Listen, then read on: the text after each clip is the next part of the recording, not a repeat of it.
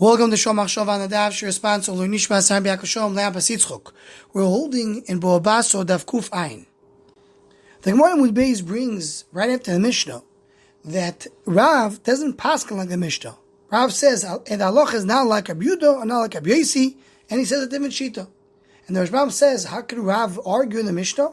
Rav Tanah hu Polik. He's a Tanah, and he argues in the Mishnah. And then the Gemara goes on and it says it even more, because the Gemara wants to say that maybe if Rav would hear the Brisa, he would not argue with the Mishnah. And the Gemara says, no, the Rav also argues in the Brisa. So not only is arguing the Mishnah, he's arguing the Brisa as well. He's arguing in all the Tanoim that are referring to this Sugiya. Rabbi Waserman, here, in this daf, he brings that Tosfos in Ksubis daf Chesam Dalef says that although Rav is considered by many, Rav is Tanah Upalik, Rabbi Elchanan argues in this concept. Rabbi Elchanan holds that Rav is not a Tanah. He holds that Rav is an Amorah. And that's the reason Rabbi Elchanan doesn't bring Rav as a source to rely on, that he has a Tanah to rely on. So Elchanan Waserman asks a very clever question. We know the rule is, in Shas, Rav Rabbi Elchanan, Halacha Rabbi Elchanan. Whenever Rabbi Elchanan argued in Rav, we pass like Rabbi Elchanan. So here we have the question, is Rav a Tanah to argue in a Mishnah or not? Rav obviously held that he has the level of a Tanah to argue in the Mishnah.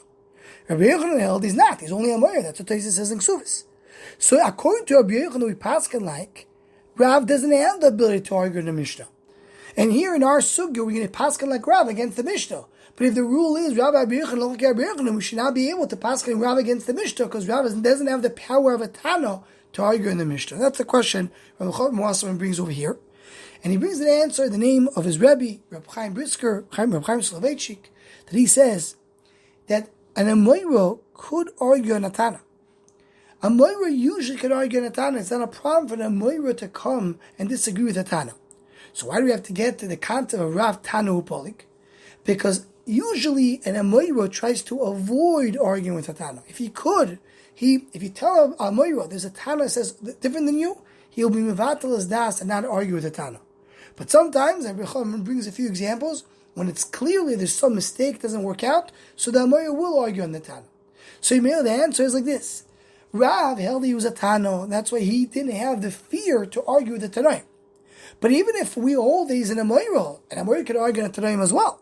The only reason an Amorah doesn't argue is because it doesn't want to. But Rav held that he could argue on the Tanah. He didn't have that miniyah that other Amoraim had.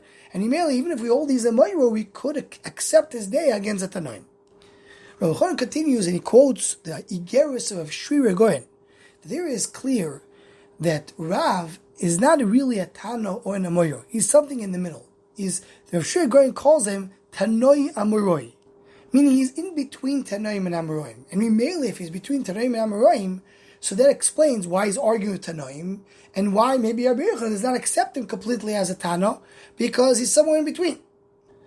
And we mentioned this early in the Masechta, the name of my Rebbe, or Moshe Pirs, that's how they said in the Shiurim of the Agatis of Rabbi Bachano.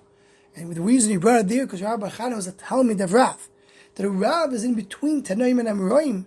Rav is in that pathway going from the time of Bais Sheni. We know the Mishnah was written, started by Sheni, and it ended right after. Rav is that bridge between the generation of Tanoim and the generation of Amoraim, between the time of Bais Sheni and the time of Galus. Rav is the one who comes to Bavel. He's the one in between. He's the bridge in between these generations. And that's the duality that we find in Shas regarding Rav. Anyone who wants to join the Shom Machshava email list to what's group, please email shomachshava@gmail.com.